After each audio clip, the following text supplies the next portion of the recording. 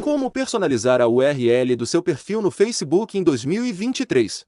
Ter uma URL com seu nome deixa muito mais elegante ao compartilhar com seus amigos, concorda?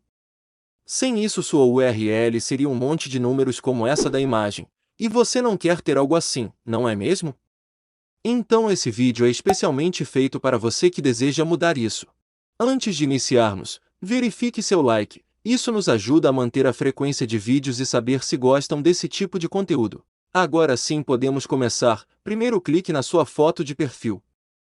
Depois em Configurações e Privacidade. Agora em Configurações. Agora você verá essa opção, Nome de usuário. Se sua conta foi criada recentemente, você terá essa mensagem. Mas não se preocupe, você não precisará verificar sua conta para isso, apenas espere um certo tempo até sua conta ter bastante atividade. Caso sua conta esteja ok, basta escolher seu nome no campo e salvar.